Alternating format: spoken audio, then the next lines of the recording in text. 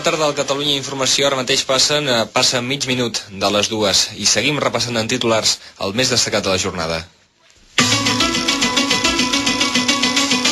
L'atur va disminuir durant el mes d'agost a tots els sectors econòmics, amb excepció de la indústria i la construcció, en què va augmentar. El mes passat el nombre de llocs de treball es va reduir de més de 31.800 respecte al mateix mes de l'any passat. El primer satèl·lit espanyol de comunicacions l'any passat es posarà en òrbita des de la Guaiana Francesa poc després de la 1 d'aquesta matinada. El príncep Felip i el ministre Josep Borrell assistiran al llançament del satèl·lit.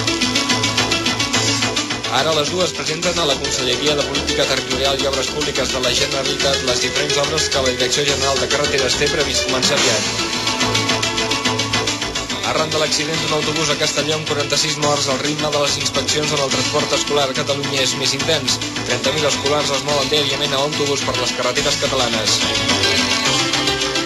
Segons el president d'Iniciativa per Catalunya, Rafael Ribó, la fallida econòmica que hi ha a la majoria dels ajuntaments catalans no ha sortit de cop i volta, sinó que és un problema que s'arrossega des de fa anys i que ha anat empitjorant. La primera reunió de l'executiva del PSOE en aquest nou curs polític es farà aquesta tarda sota el signe de la crisi econòmica estatal, el referèndum francès sobre Maastricht i el futur electoral del partit. El president del govern balear, Gabriel Cañellas, remodela avui el seu gabinet amb la destitució de la consellera de Cultura, Maria Antònia Munar. És previsible que aquesta destitució provoqui una crisi a la coalició de govern.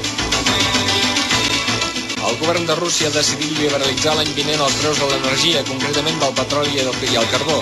Entre ara i a final d'any, el preu d'aquests productes energètics es doblarà. De moment, el preu de l'electricitat i del gas continuarà sota control del govern. El president del Partit Socialista Italià, Bettino Craxi, ha aixecat el seu veto perquè els excomunistes italians del Partit Democràtic de l'Esquerra, liderats per Achille Occhetto, puguin ingressar a l'Internacional Socialista. Els copresidents de la Conferència de Pau per l'ex-Iugoslàvia, David Owen i Cyrus Vance, els esperen ben aviat a Sarajevo. El líder dels serbis de Bòsnia va dir ahir que les Nacions Unides podran supervisar avui mateix la seva artilleria pesant.